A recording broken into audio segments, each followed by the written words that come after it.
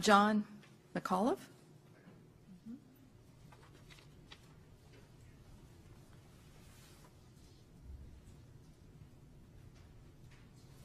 Thank you for taking the time to let me speak. I'm a bit nervous, so bear with me. We're just like you, just talk to us. I'm here on account of my daughter as well as all the other children who are affected by the approximately 1,500 children, as I understand, that are affected by the courtesy busing. If people aren't familiar, if you live within 2 miles of the school you are to attend, courtesy busing is no longer provided. It's basically up to you or the children become walkers to find their way to and from school. That's a real liability in my case, and I'm sure as well with many others. The state of Florida guidelines don't address anything about the sexual offenders, the registered sexual offenders that live to and from. Sidewalks are an issue.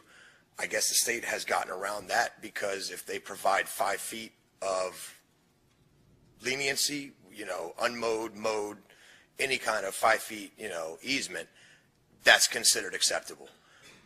We actually live 1.9 miles from the school my daughter is to attend. Jasmine McAuliffe is 12 years old. She's not capable of walking 1.9 miles on an unsidewalked road across 2 sex offenders, registered sex offenders. I don't feel comfortable, and I'm sure that I can't be the only one who has this issue. The meeting, it was called at 5:30.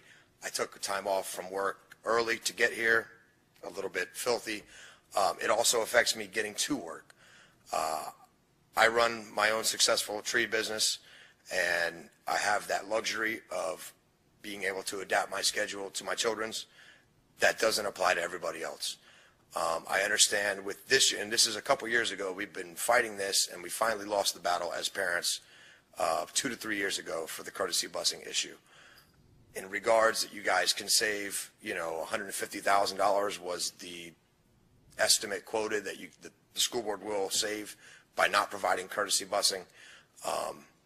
We are now presented with the fact that you can pay $150 to get your kid to school if you live within the 2-mile radius. That seems reasonable. Certainly we could accommodate that, but I don't think it's acceptable for everybody. And this is on the free and reduced lunch pay schedule. It seems really unreasonable and just a real liability that 1,500 kids that are affected by this, we're going to take a shot and just see that hopefully nobody gets hurt or hopefully nobody gets abducted or missing. It seems just unfathomable to me. My grandfather was a superintendent of schools for Dade County from 1957 to like 1969. He was Joe Hall. He's got a school named after him, Joe Hall Elementary. I think he would be appalled to see that his descendants or any child, it's mandatory for children to go to school. I am all for public education, and I think you guys are doing a great job. Lake County is voted, that we're not doing so well. I disagree. My children are well educated and are getting the benefits of all the wonderful teachers and board members that Lake County has to offer. I'm proud to say that, my children go to Lake County schools. And we have put up the good fight for years, and I just don't think that enough people can make the attendance to show the support for us if meetings are held at 5:30, just after people are getting off of work. I can accommodate, but obviously I'm one of the few supporters here that are struggling for this issue.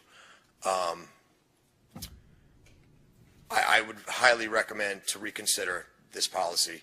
I appreciate your time. Thank you very much. Thank you very much.